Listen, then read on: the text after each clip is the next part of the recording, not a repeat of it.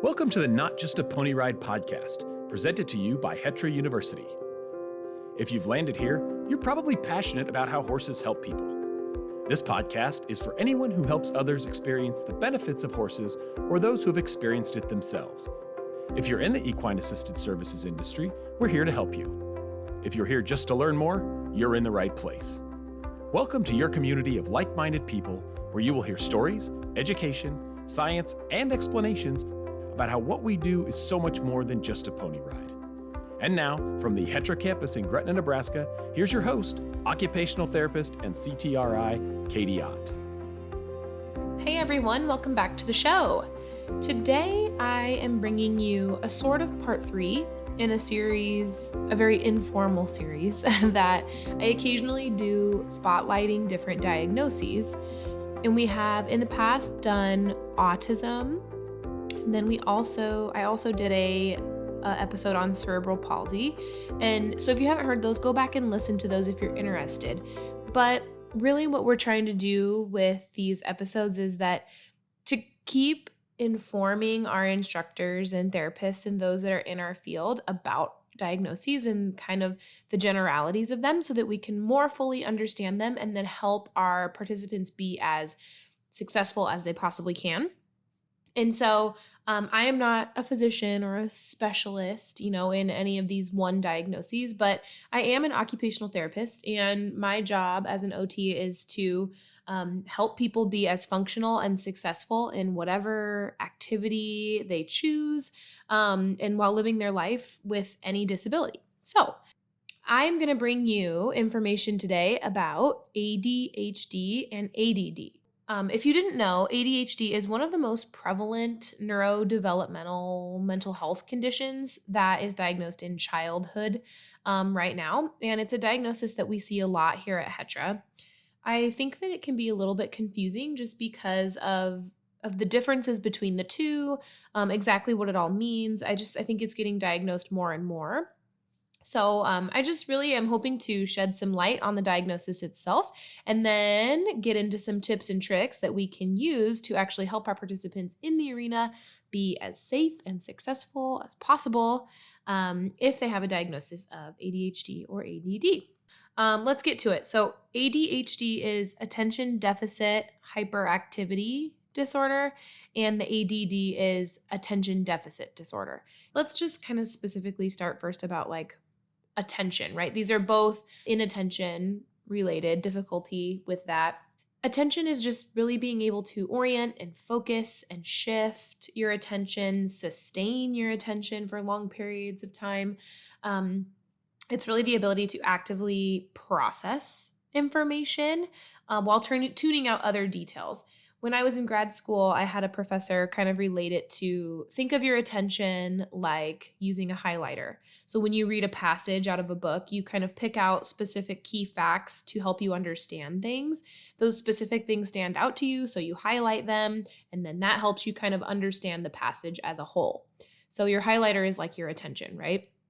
But it's so much more than just being able to focus on that one important thing that stood out. It's your ability to filter out all of the other information that maybe wasn't as important or that you didn't need to help you understand. So the stuff that you didn't highlight, sometimes that's where some of the difficulty comes from with attention disorders.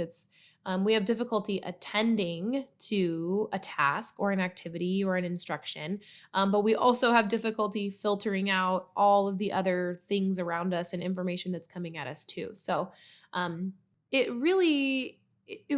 get into the differences between the two and kind of the specific symptoms, I guess, that go with each side of that.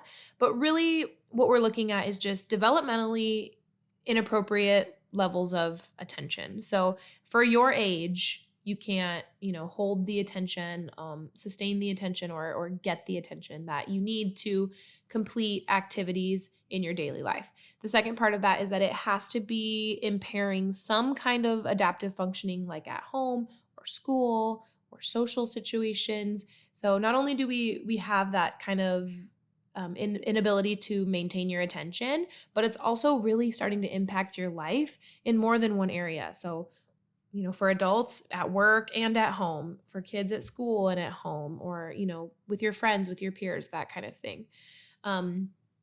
So that's kind of how they get into diagnosing it as not just, well, I kind of have I'm kind of distractible and you have ADD or ADHD, is that you're really seeing a lot of functional impact in your ability to do the things that you need to do in your day-to-day life. As far as how it's diagnosed, there really isn't a biological test, like a blood test or something that confirms that you have ADHD or ADD. But really it's just interviews and rating scales, assessments that psychologists use to kind of rule in or rule out symptoms and make the diagnosis. Again, we're going to make sure that kind of the list of symptoms I'm talking about, the psychologist would want to see that present in more than one, setting of your life, and that they result in that functional impairment. So the difference between ADD and ADHD really lies, in the description of the symptoms. And so stay with me. I'm going to sort of just paraphrase the DSM-5, which the DSM-5 is kind of the Bible of symptoms and diagnoses that physicians use to diagnose different things. So anyway, the class of diagnoses for attention disorders is described like this. So you really either have inattention, so just inattention, ADD, okay, attention deficit disorder, okay, or the hyperactivity. So you have the attention deficit hyperactivity disorder, or a combination of the two. So we'll kind of talk about both. The combination is definitely, from the research and the stats that I've seen, definitely more diagnosed, the combo type. So we'll talk a little bit about all. Inattention, so the diagnosis, ADD. So we're talking about just the attention deficit side of things. So these folks might have difficulty with like overlooking or missing details, sustaining attention for an age-appropriate amount of time. So that's going to look a lot different for children than it does for adults. So thinking about what is age-appropriate for sustained attention. They might not listen when spoken to directly or seem really distracted, not following through on instructions or duties as they were assigned, getting sidetracked, difficulty staying organized. You might be this person might be really messy, lose things, that type of thing. This person also might dislike or avoid tasks that require sustained mental effort. Things like a big project or a big assignment, something that they know is going to take a ton of mental energy and attention, they might completely avoid at all costs. Overall, they're just distracted by other stimuli and other things other than what needs to be keeping their attention in order for them to be successful. So those are the kinds of things that you see in attention deficit disorder as a whole. Now, in order to have the attention deficit hyperactivity disorder, so the ADHD, there's more criteria. So this person might be really fidgety, tapping your hands and feet, kind of squirmy, leaving your seat in situations where remaining seated is expected. So it's really difficult to sit still.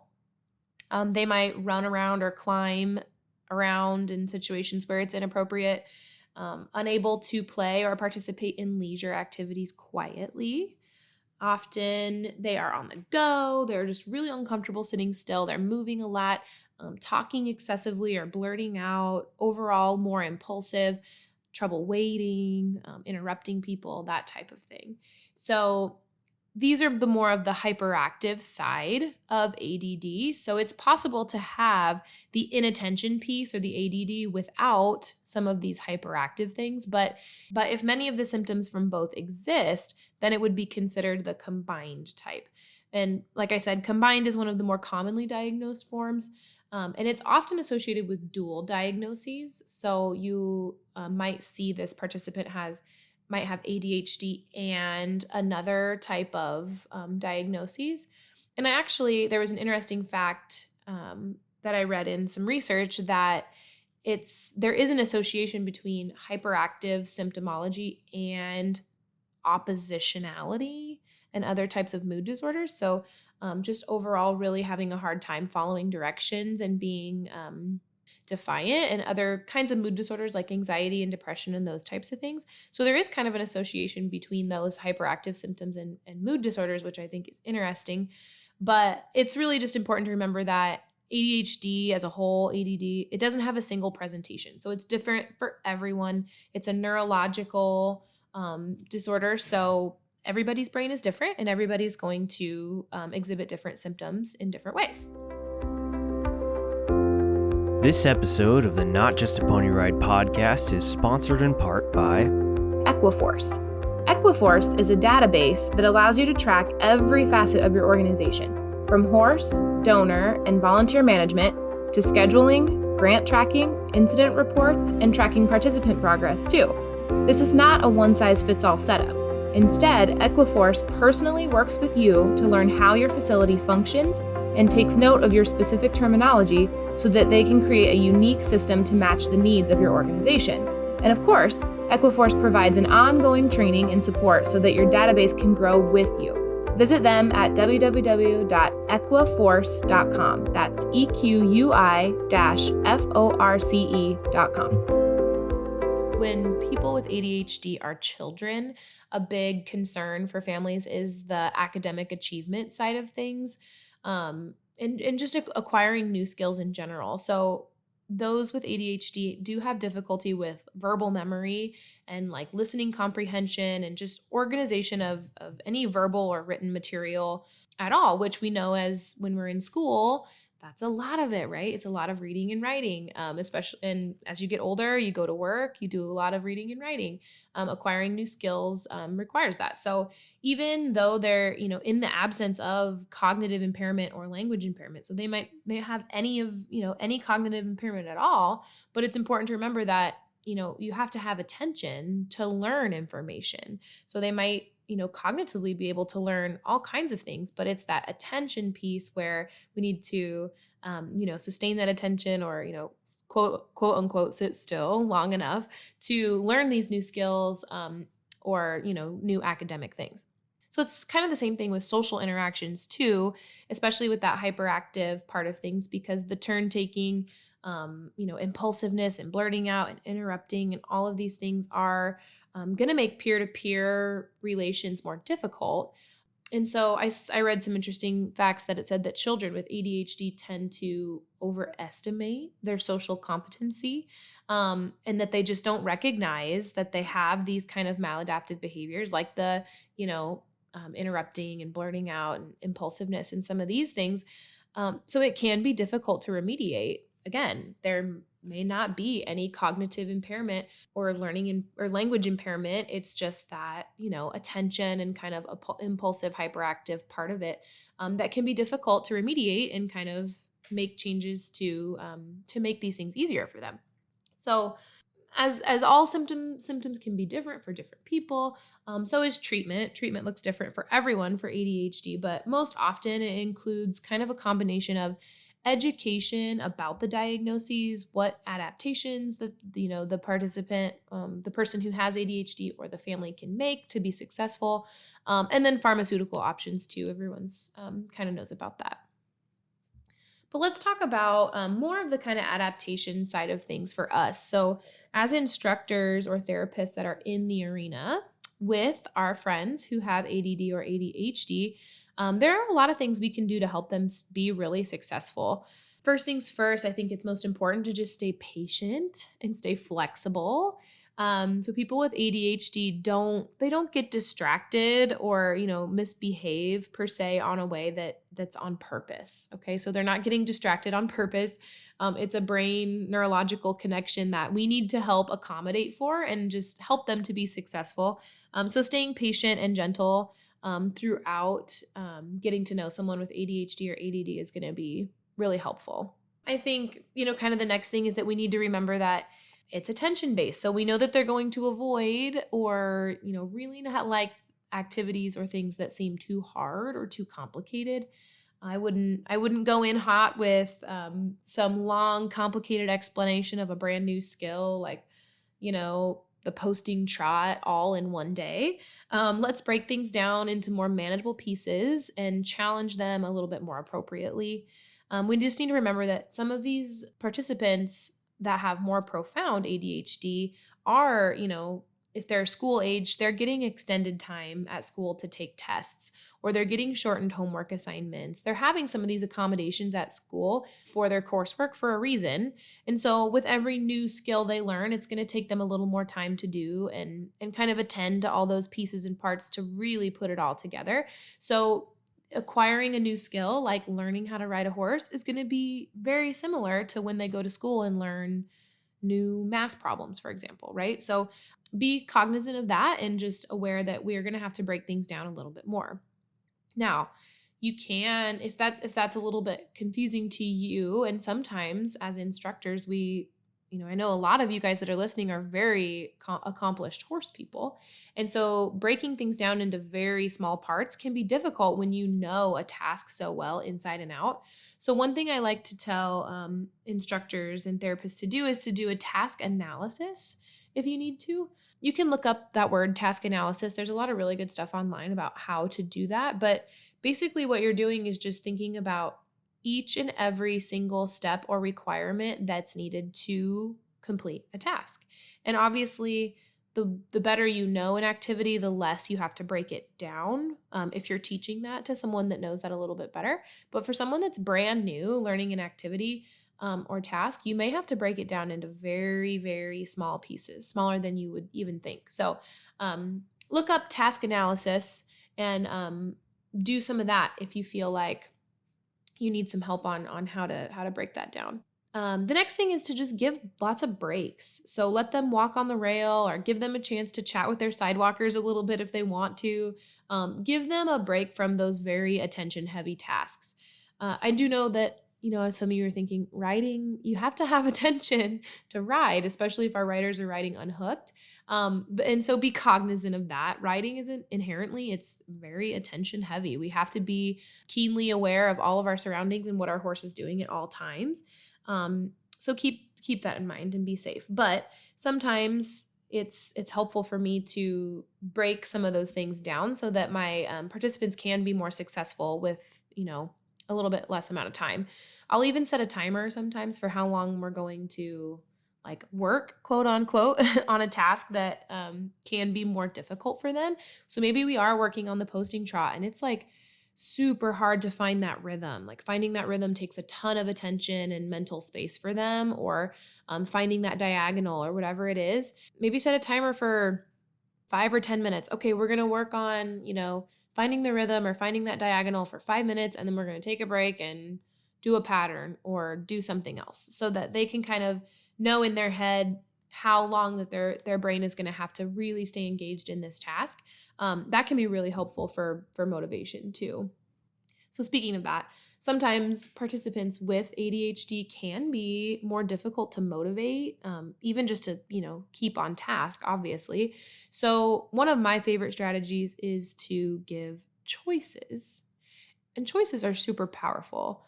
There is nothing that's more motivating, I think, than getting to do whatever you want, right? So obviously we have to be mindful about what we need to get done, but giving them some freedom in that can be really, really powerful and motivating for them to get to those tasks. So sometimes I'll make a list, we need to do this, this, and this today. What do you want to do first? Or, this or that kind of thing, where you still have some control over what those choices are, but giving them some autonomy in that can really help them, want to get on task and stay on task. Speaking of lists, those with ADHD respond really well to visual reminders. So anything visual that you can give them, the better. It really gives those participants a point of interest to keep their attention. So using a map for a riding pattern, or using a color cue for where to pick up the trot or where to walk. Like I said, using the written list, that kind of thing can really help participants know where to look next to keep their attention flowing from one thing to the other. One thing I like is I have riders that like to help get their horses ready, using like a checklist of things that they need to do before they get ready to mount can be super helpful, helps them stay more organized. Like I said, stay on task, and does motivate them to kind of like check things off to the one to the next. So using any of those visual reminders can be really, really helpful. As far as keeping them engaged in tasks, movement is great. And this is going to be different for every participant, but these, especially participants that have ADHD, where they are a little bit more hyperactive and like to be moving, sometimes keeping them at the walk on a rail while giving them directions can be more helpful than maybe bringing them to a halt and giving them a direction. Because that movement is actually going to help kind of satisfy that part of the brain, and keep them more attentive on the directions that you're giving them. Just those with ADHD tend to be more active learners in general. So they like to be hands-on, really engaged with kind of this try it, learn it sort of situation, and experience things themselves. We obviously want people to be safe. So if we can help facilitate something in a way where they can be safe, but they can also try maybe a new skill by themselves and then troubleshoot it with you. If we can do that in a safe way, that might actually be more impactful for their learning than just saying, this is how you do it, right? I was talking to someone the other day about backing a horse in an L, I think it was. And, maybe if they already know how to back their horse safely, and they know how to steer and they know how to do some of these prerequisite things, maybe we let them try it and just see, if they can, as long as they can stay safe and make good choices, maybe we let them try it first and then say, well, what do you think went well? Or why don't you think that worked? Kind of allowing them to be more actively engaged in their learning can really make a big difference. And I guess as far as, safety and those things are concerned, I think routines and expectations are going to be two really key things for our participants with ADHD and ADD. Keeping, rules short and sweet, and just build a regular, consistent routine where they know what exactly is expected, what's, the safe behavior, the safe choices, and kind of what they should be doing. That way it can be more global. And as they learn, they know that that's kind of the baseline expectation from where they need to begin all of the other activities and things that we do in the arena. So on the same note of kind of consistency, I think pairing riders with a good, consistent team can be super helpful. We know that's not always possible, right? Like keeping things routine and the same in the arena, working with live animals, not always the case. Or, volunteers with their schedules ever evolving and changing. Not always possible. But we just remember that those with ADHD are, might need a little more supervision. Best case scenario is that we can allow our participants to be as independent as possible, but with that kind of layer of supervision that can give gentle reminders, because this diagnosis comes with a level of forgetfulness and that distractibility piece, right? So say they forget that they need to have 2 horse links between their other horse friends in the arena and them. Do we have something in place to where we can kind of supervise and safeguard that while also allowing them to try it themselves and really try to be independent? Having a good volunteer team can really be key for that, to help give those gentle reminders. But obviously, we want to be safe. And as much as we want to be, in a class of 3 or 4 participants, it's hard to micromanage every single thing. So I think that's something that we also need to keep in mind as we start to unhook participants and really start them, on this independent journey of horsemanship, is just keep that in mind that they might need more reminders and that type of thing. So we could have the best of both worlds, the independence and the safety, if we just do a little bit of planning or place them with, some key volunteers that we know could really help them. And I think sort of a theme, a river that runs through all of these tips is that there's so many different ways to teach one skill. And I think a lot of that comes down to the teaching strategies that we use. And that's not only helpful for just ADHD and ADD, participants that have that diagnosis. It's really helpful for all learners to learn things in different ways. And so kind of as a side note, I did do a webinar on different learning strategies and teaching skills to help kind of teach to each of these different, ways of learning. And I actually had planned for it to be the free webinar in August, but as a gift, I think I'm going to go ahead and launch that free webinar a week early for July and last week of July and then into August for our Patreon subscribers. So if you're listening and you are on our Patreon, and if you're listening and you're like, what the heck is Patreon? I'll describe it. So Patreon is our subscription-based service. We post free webinars there every month, different administrative things like we shared our social media policy last month and some just other things that we're just trying to let people not have to recreate the wheel all the time. And so it's just another way to stay plugged in with Hetra and what we're doing and really other, centers and organizations too. So head over to Patreon. It's only $5 a month and you get lots and lots of cool things with that.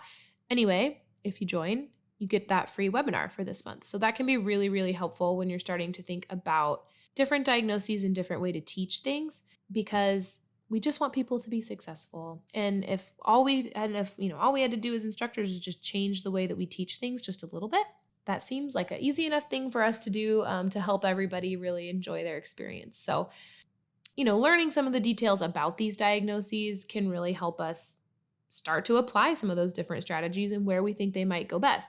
Again, I'm not an expert, but my background as an OT can really, I think, help give you some general information and tips and tricks for helping everybody be as successful as they can be. So that said, I think that about wraps it up for ADHD-ADD. If you have any questions, come over to the Facebook page and shout them out. We're going to keep doing these kind of diagnoses spotlights here and there. So if you have a diagnosis that you want to learn more about, let us know too. And maybe that will be the next one we do. All right. Thanks, everyone.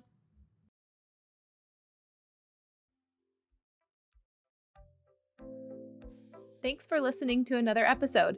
Until the next one launches, stay connected to our community by joining the Not Just a Pony Ride Facebook group. There, we share exclusive educational content, answer your questions, and review new and exciting developments for the EAS community. Don't forget, if you have suggestions for future episode topics or a lead on a great guest that you think our audience would enjoy, click on the link in the show notes or visit us at hetrauniversity.org. This podcast is presented by Hetra University, an educational arm of the Heartland Equine Therapeutic Riding Academy. Hetra University's mission is to provide high-quality educational offerings to our participants and the EAS community. If you'd like to help us work toward our mission, you can make a donation by visiting us online at hetra.org. Again, I can't thank you all enough for helping Hetra change lives one stride at a time.